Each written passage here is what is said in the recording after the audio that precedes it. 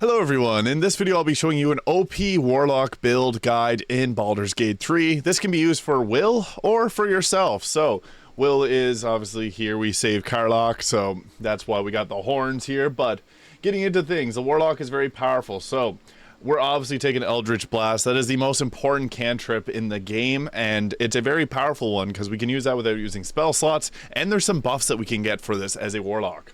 For our second one, if you're the face of the party, get friends, because that's going to help out with a lot of your checks. I think that Minor Illusion is actually pretty powerful, so we're going to take that because it can group enemies together, so you can drop a fireball on them. And for our subclass, there's really two main ones that we're going to be focusing on, the Fiend and the Great Old One. The Archfey is okay. I think the Fiend has the Armor Agathis and Arms of Hadar for spells that it gives you. And then you get the Dark One's Blessing. When you take an enemy out, you get 4 temporary health points. The Great Old One gets Dissonant Whispers as well as Tasha's Hideous Laughter. And gets Mortal Reminder, which when you get a critical hit against an enemy, that creature and nearby enemies must save a Wisdom saving throw or become frightened. I'm going to be going with the Fiend here because this one is actually quite powerful, and we'll get into why in this build guide. But for our two spells that we're going to be taking, I personally like to have, for a spell, it's nice to have, Hellish Rebuke can be a pretty good one to take, just because it still allows you to deal damage on a reaction.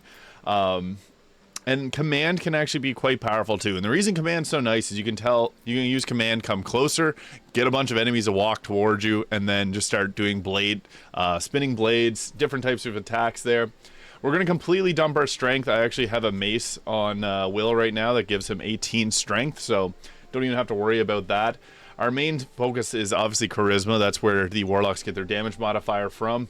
Constitution is also quite important, and I would take a little bit higher constitution, but that doesn't give us any really difference to our constitution check, so we're just going to keep this roughly around here. You can bump up the dexterity to 14 though. I think that might be a smart move because it'll allow you to get a little bit more damage in. And for our skill proficiencies, really just whatever's there is fine. That's more so important if you're the face of your party. So that's it for level 1. And as we get into this a little bit further, this is where things get a little bit more exciting. This is going to be a full 12 levels of Warlock. Although the Warlock does pair well with like Sorcerer or even Paladin, I'm a really big fan of 7 levels of Warlock, 5 Paladin. But for our spells, the Armor Agathis can be pretty good. I also like to use Hex. Hex is a great Warlock spell to use, and what's nice about this is makes your attacks deal an extra 1 to 6 necrotic damage, and gives them a disadvantage on ability checks of your choosing. So that can be actually quite powerful. Into level 2, we get our Eldritch evocations. So Eldritch Blast, add our charisma modifier to the damage it deals. That's what we want because it just makes your Eldritch Blast that much stronger. And then Repelling Blast is the other one, so it pushes them away, and you can push enemies off cliffs. This is actually very powerful. Some of the other ones are pretty nice, but I do think that those are the two best. Beach Speech can be good if you're playing this as yourself and you don't want to go with Eldritch Blast, but Agonizing Blast adds more damage and then Repels, pushes it back, so that is quite powerful. And honestly, Eldritch Blast is really the main damage of the Warlock. You do have spells, obviously, but you can blast away with Eldritch Blast, and it's just satisfying. So, for level 2, either Scorching Rays or Cloud of Daggers. I like Cloud of Daggers because we can set up Cloud of Daggers and then command walk forwards, have them walk right through it, and then just start blasting them. And it's great crowd control. You can set that in a doorway and retreat, and it just allows you to get a little bit extra damage off on enemies. For our Pact boon, this is actually quite interesting. You get the Pact of the Chain, gives you a Face Spirit, so you can get the Quasit. It's no shovel, but it's close enough. I personally like the Pact of the Blade, and I'm going to get into why, but the Pact of the Tomb gives you a Grimoire named the Book of Shadows, which gives you 3 cantrips. Not as good as Pact of the Blade, though. So you can create a magic weapon, or you can bind your current weapon, and it gives it the Charisma modifier. So that's what we're going to be going with. As a Warlock, you're not going to be attacking a whole lot, but this can be really useful, especially in multi-class builds.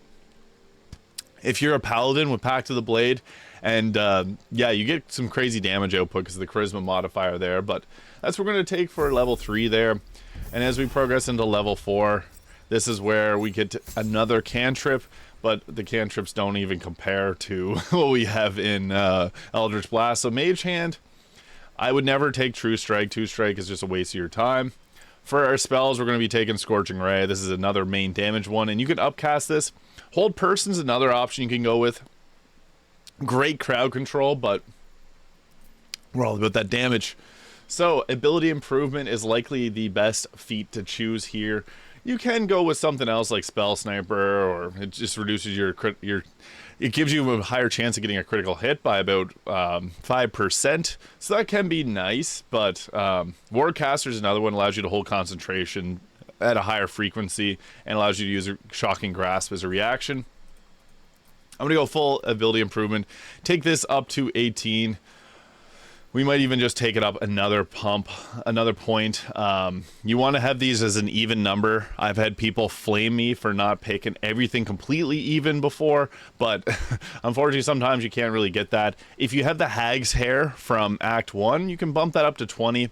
There's a few different items that you can also grab that'll bump your charisma up, so we're not going to leave that at 19. Don't you worry. I already see the comments flowing in about that, but we're just going to bump that up to 19 to get as high as possible. So now we get our extra attack here, which is really nice. So Deepen Pact allows you to, the Blade Pact holders is what we chose. It's an extra attack on their Pact weapon. This used to pair well with the Paladin. I don't think it does anymore, but you used to be able to do 3 attacks as a Paladin at level 10, which is faster than a fighter. Really great. For our spells, we get our level 3 spells. 2 of the main standouts are Counterspell, which allows you to shut down people. I prefer to take Counterspell later on. Fireball, which is very, very powerful because it's just an area of effect damage. Hypnotic Pattern can be pretty decent. Hunger of Hadar can create a big area of blindness, and then you can fight inside that blindness if you take a different feat later on. Or not a feat, but a, I forget what it is. Eldritch Invocation for this. Cast slow with a Warlock spell. Bestow Curse. Armor of the Shadows, you can cast Mage Armor, which is pretty nice. Beast Speech if you don't have it. Proficiency in Deception and Persuasion. That one there can be good if you're the face of your party, but that's not what we are. There we go. That's what I was talking about. So this allows you to see it in darkness, which can be quite nice. I'm going to get into that build just in a second.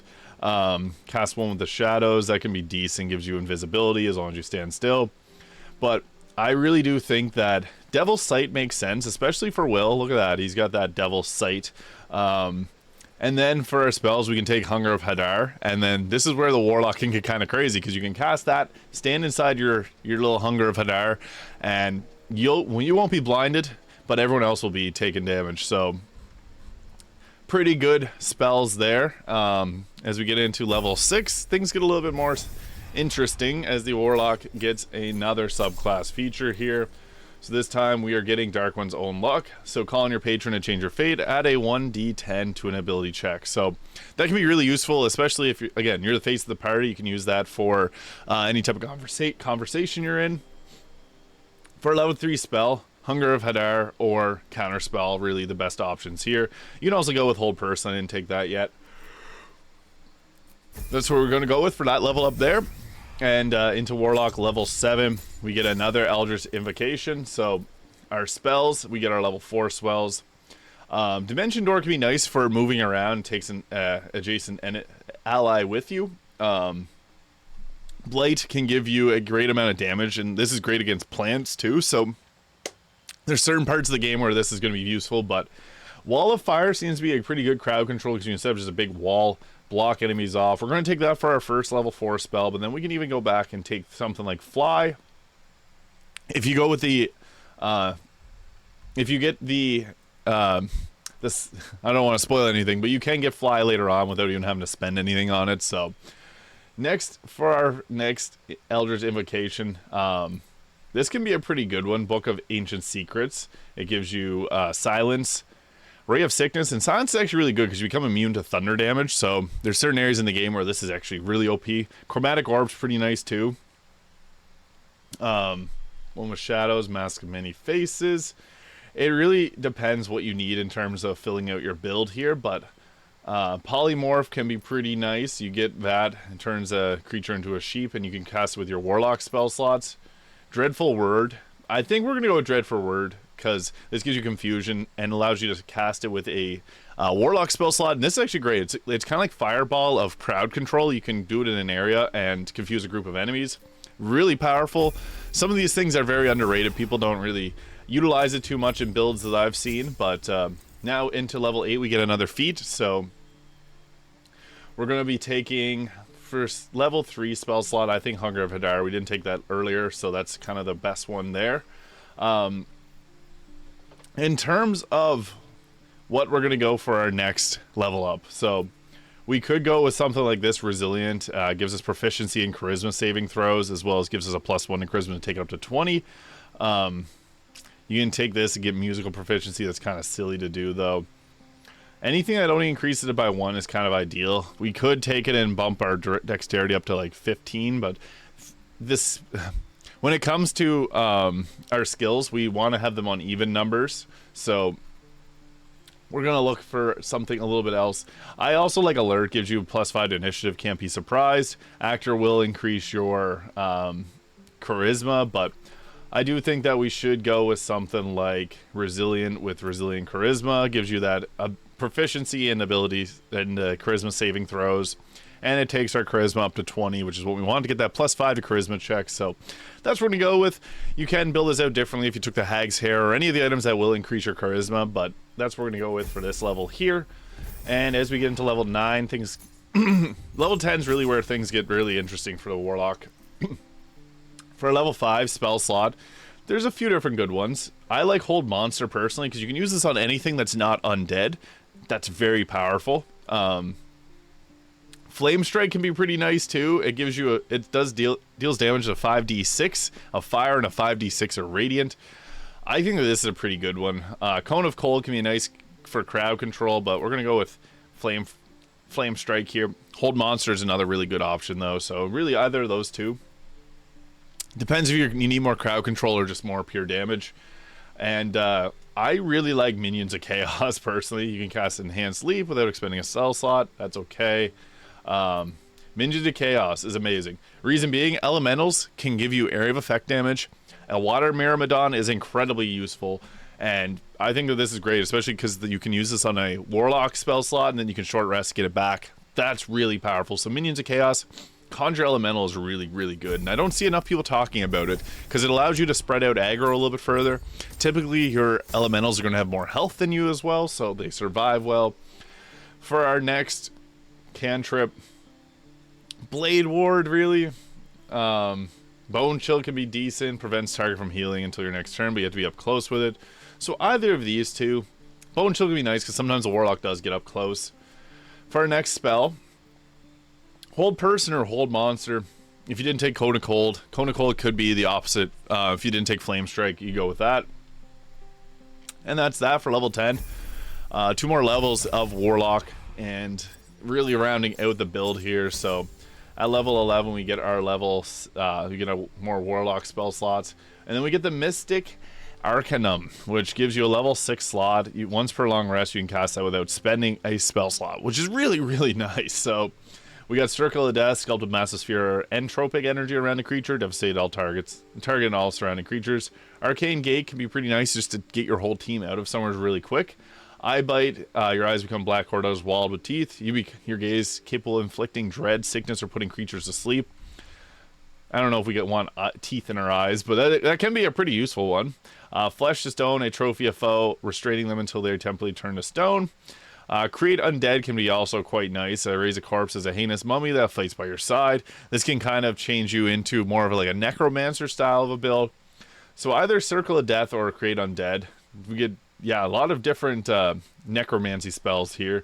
Really just depends what you think you need in terms of, do you want more crowd control and more damage reduction, or do you want just pure outright damage?